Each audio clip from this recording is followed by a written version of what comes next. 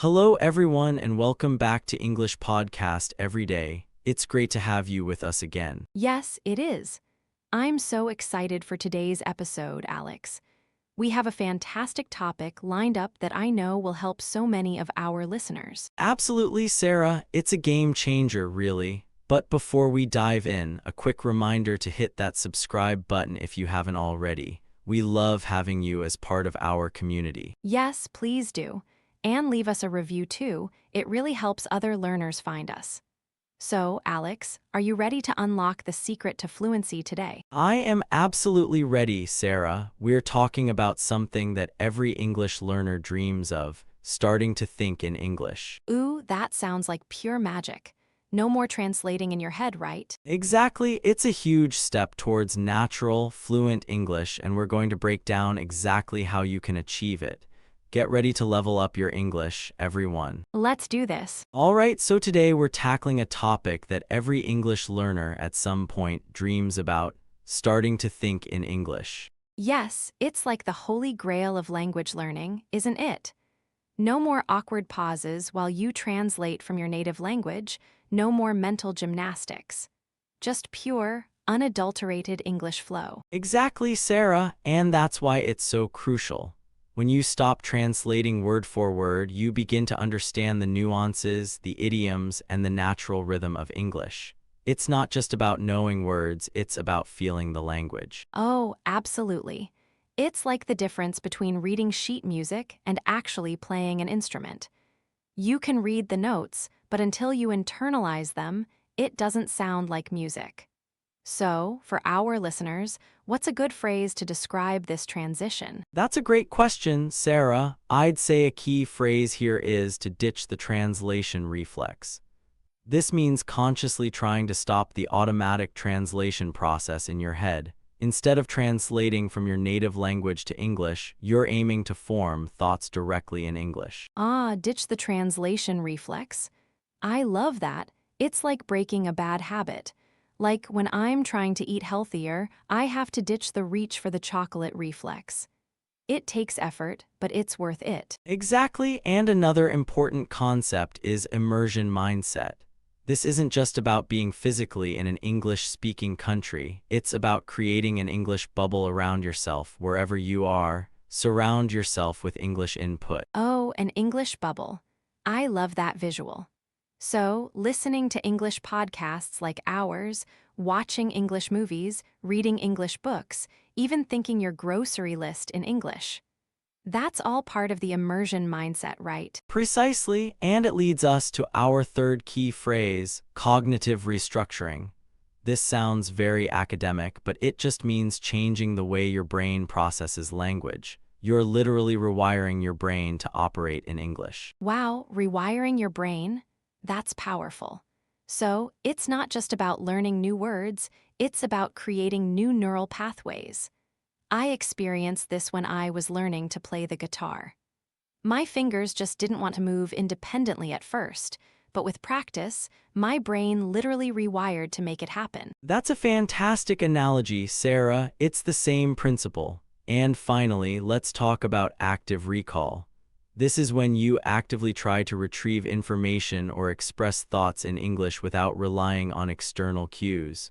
It's like testing yourself constantly. So, instead of just passively listening, you're actively trying to produce. Like, after watching an English show, try to summarize the plot in your head in English, or describe your day to yourself in English. That's active recall. Exactly, so we've got ditch the translation reflex, immersion mindset, cognitive restructuring, and active recall. These are the pillars we'll be building on today. Get ready to transform your English learning journey. All right, everyone, now let's hear a real conversation. Listen closely for those key phrases we just learned. Ditch the translation reflex, immersion mindset, cognitive restructuring, and active recall. Here's a chat between Michael and Sky about their daily English learning habits. Hey Sky, how's your English study going? I feel like I'm stuck sometimes. Oh, hey, Michael. It's going pretty well, actually. I've been trying to really focus on thinking directly in English. Yeah, I try that, but my brain always wants to translate first. It's like a reflex. I know exactly what you mean. It's so hard to ditch the translation reflex at first, but it gets easier. I started by just describing simple things around me in my head, like, this is a blue pen, or the coffee is hot. That's a good idea. Sometimes I try to think about my day in English, but then I stop because I don't know a word. Don't worry about that, just keep going. That's part of the immersion mindset. Even if you're not in an English speaking country, you can create your own English bubble. I listen to English podcasts, watch English YouTube, and even try to think my grocery list in English. Wow, grocery list. That's next level. So it's like I'm trying to rewire my brain, right? Cognitive restructuring. Exactly, you're literally building new pathways for English.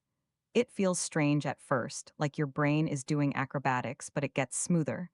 The more you do it, the more natural it becomes. I see. And what about active recall? How do you use that? Oh, that's super important. After I read an article or watch a video in English, I try to summarize it in my head or even out loud to myself. No looking up words, just trying to explain it using what I know. Or I'll describe my day to myself in English before bed. That sounds challenging, but also very effective. So, instead of just listening or reading, I need to try to produce English more. Exactly, it forces your brain to retrieve the information without a safety net. It's like flexing a muscle. The more you flex it, the stronger it gets. You're building that cognitive restructuring through active recall. Okay, ditch the translation reflex, immersion mindset, cognitive restructuring, and active recall. I need to write these down and make them part of my daily routine. You should. Even small steps every day make a huge difference.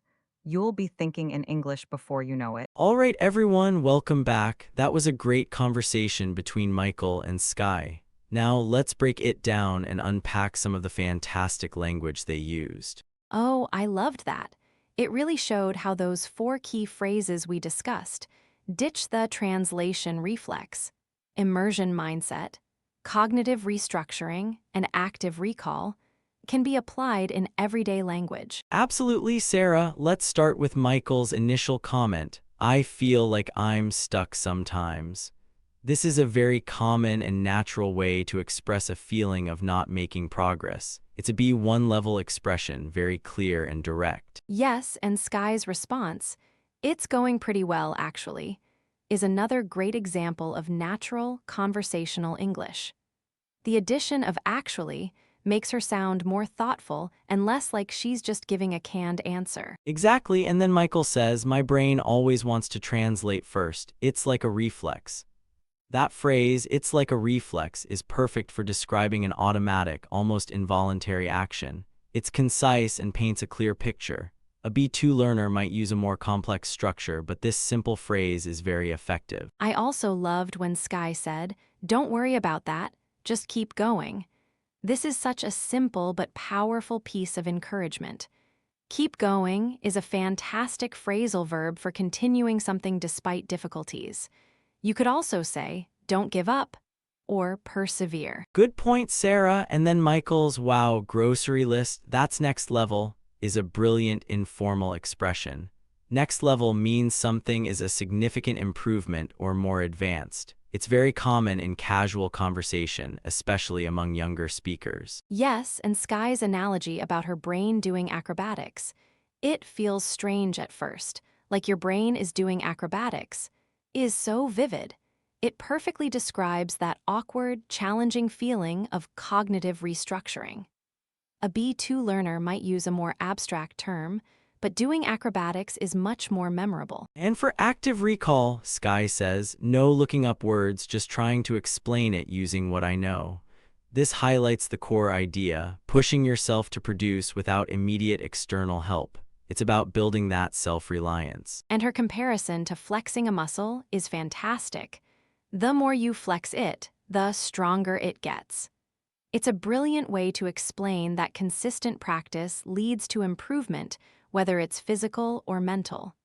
Very B1 friendly, but also very impactful. Indeed, overall, their conversation demonstrated how to use these concepts in a practical, relatable way. It also showed a good balance of B1 and B2 vocabulary and sentence structures, making it accessible but also enriching. That conversation was so insightful. Now, Alex, let's talk about some common pitfalls or challenges learners face when trying to think in English and how they can overcome them. Excellent point, Sarah. One of the biggest hurdles is what I call the inner critic. This is that voice in your head that tells you your English isn't good enough or that you'll sound silly if you try to form thoughts directly in English. Oh, the inner critic. I know that voice well. It's the one that makes you freeze up. So, how do we silence the inner critic? Exactly, the key is to embrace imperfection. Understand that making mistakes is part of the learning process. Your goal isn't to be perfect, but to communicate. Don't let the fear of errors stop you from trying. Embrace imperfection. I love that. It takes so much pressure off. It's like when you're learning to cook, you don't expect your first meal to be Michelin star quality, right? You just want it to be edible. Precisely, another common pitfall is vocabulary paralysis. This happens when you try to think in English but get stuck because you don't know the exact word for something, and then you revert to your native language. Vocabulary paralysis. That's so relatable. You have the thought, but the word just isn't there.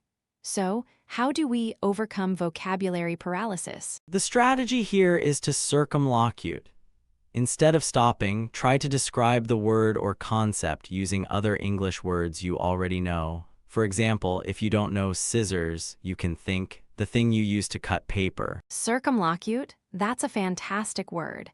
It means to talk around something, right? Like, instead of saying fridge, if you forget it, you can say the cold box where we keep food. It keeps you in English. Exactly, it's about maintaining that English bubble even when you encounter a gap in your vocabulary. And finally, a pitfall related to consistency, the motivation dip. This is when your initial enthusiasm wanes and you find it hard to keep up the practice. Oh, the motivation dip. That's so real. It happens to everyone. So, what's our strategy for bouncing back from a motivation dip? Here, I recommend setting micro goals. Instead of thinking, I need to think in English all day, set a small, achievable goal like I'll think in English for 5 minutes while I walk to the kitchen, or I'll describe my next meal in English. Small wins build momentum. Yes, setting micro goals. That's so smart. It makes the task feel less daunting and more manageable.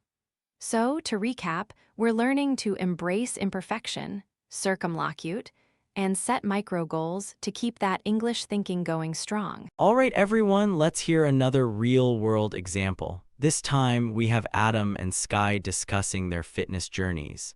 Listen out for those new phrases we just covered. Hey Sky, how's your new fitness routine going? I started one too, but I'm finding it hard to stick to. Oh, hey, Adam. It's been a journey for sure. I've had my ups and downs, but I'm trying to embrace imperfection. You know, not beat myself up if I miss a day. That's a good way to look at it. My inner critic is always telling me I'm not doing enough. It's really tough. Totally, that inner critic can be so loud. I've been actively trying to silence the inner critic by focusing on the small wins, not just the big goals. Small wins, I guess that's like setting micro goals, +2, right? Instead of saying, I'll run 5K every day, +2, I could say, I'll walk for 15 minutes. Exactly, that's how you bounce back from a motivation dip. +2, if I feel like skipping the gym, I tell myself I'll just go for 20 minutes. Usually, I end up staying longer, but having that small goal gets me there. That makes sense. I often get vocabulary paralysis, +2 when I'm trying to plan my meals. I know what I want to eat, but then I forget the English word for like zucchini, +2 or something, and I just give up. Oh, I totally get vocabulary paralysis. +2, when that happens, I try to circumlocute. So if I forget zucchini, +2, I'd think that long green vegetable that looks like a cucumber but isn't. +2. Haha, circumlocute, +2. I like that. So instead of stopping, I just describe it. That's actually really helpful for staying in the English mindset. Exactly. It keeps you thinking in English and prevents that frustration of getting stuck.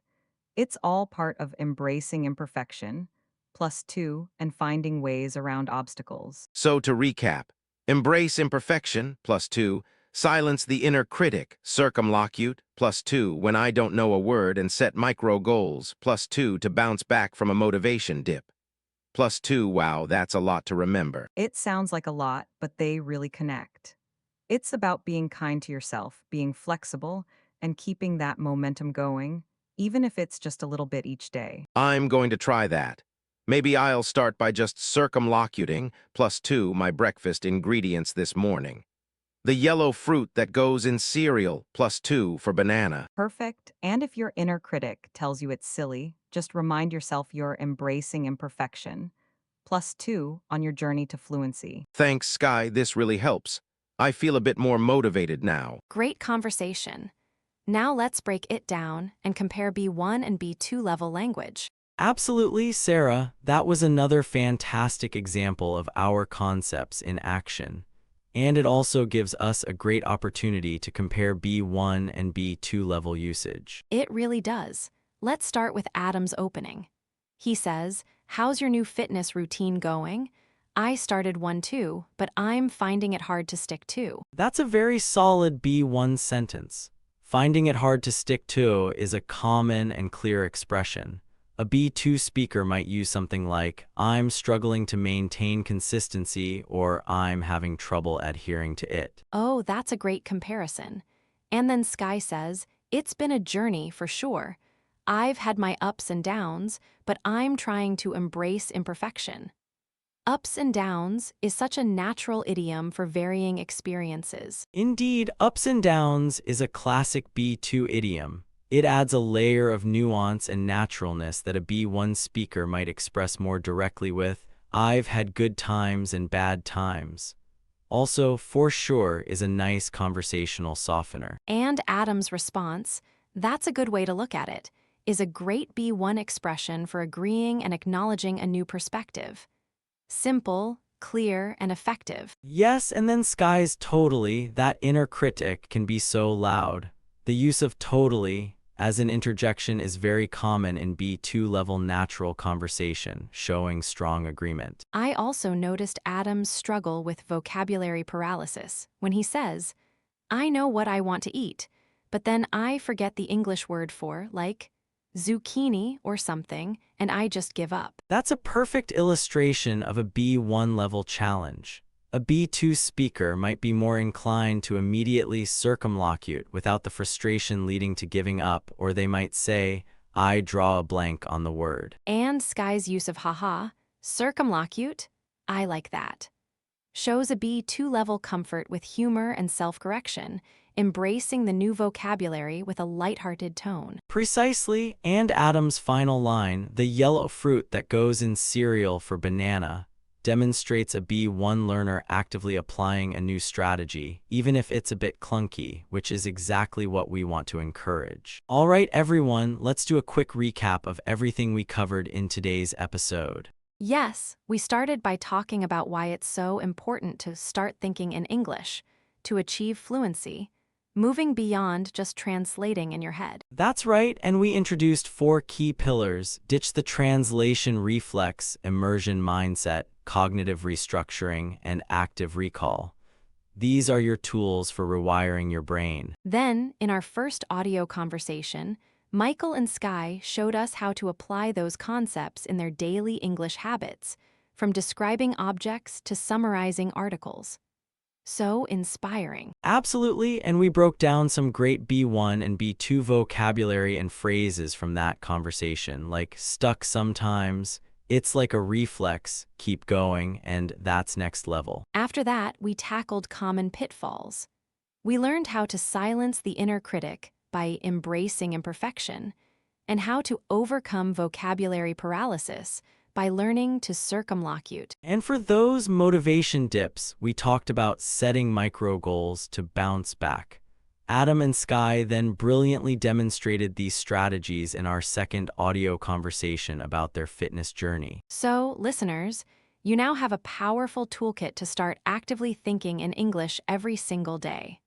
Remember, small, consistent steps lead to big fluent leaps. Well, that brings us to the end of today's episode. What a fantastic journey into thinking in English. I really hope our listeners feel empowered to start practicing these strategies. Me too, Sarah. Remember, consistency is key, even if it's just a few minutes a day. And if you enjoyed today's episode, please make sure to hit that subscribe button, leave us a review, and share it with a friend. Yes, please do. And we'd love to hear your topic suggestions in the comments below. Keep practicing, keep learning, and keep embracing those imperfections. Absolutely. From all of us at English Podcast Every Day, thank you for tuning in. We'll catch you next time. Bye, everyone.